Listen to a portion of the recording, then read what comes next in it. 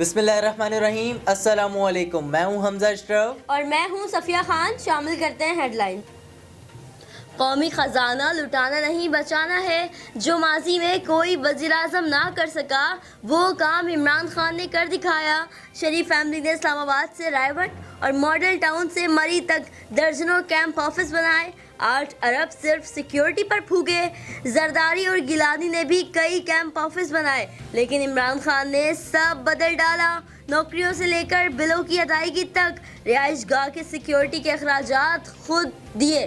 تحریک انصاف کے فردوس شمیم نقوی کے بھی پیپلز پارٹی پر خوب وار، بولے پیپلز پارٹی جہالت کی باتیں کر رہی ہے، وفاق کے خلاف پروپیگنڈا کر رہی ہے، جھوٹ بولنا ان کی عادت بن چکی، یہ صرف تفرقہ بازی کرتے ہیں۔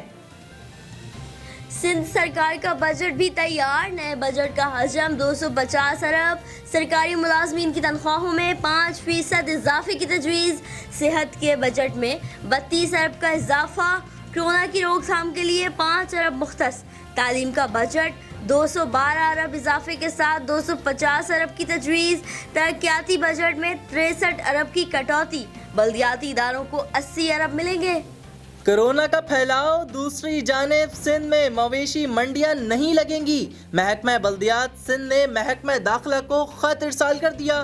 تمام مویشی منڈیوں کے اجازت نامے منسوخ، 3 جون کے اجازت نامے بھی واپس لے لیے گئے۔ کورونا تو ابھی پھیلے گا، لاکھوں لوگوں کو متاثر کرے گا۔ حکومت نے لال سگنل دکھا دیا۔ وفاقی وزیر اسد عمر کہتے ہیں جولائی کے آخر میں کورونا کیسز 8 سے 10% بڑھیں گے۔ متاثرہ مریضوں کی تعداد 10 لاکھ تک پہنچ سکتی ہے۔ جون کے آخر میں کیسز 3 لاکھ تک پہنچنے کا خدشہ ہے۔ ہر گزرتے دن کے ساتھ حالات مزید خراب، ہسپتالوں میں جگہ کم پڑنے لگی، آئی سی یوز بھی بھر گئے، وینٹیلیٹرز پر مریض زندگی اور موت کی جنگ لڑ رہے ہیں۔ ملک میں کورونا کے ایک دن میں 6,825 نئے کیسز رپورٹ، مجموعی تعداد 1,39,230 ہو گئی۔ 24 گھنٹوں میں 80 سے زائد زندگیاں چلی گئیں، مجموعی اموات 2,632 تک جا پہنچی۔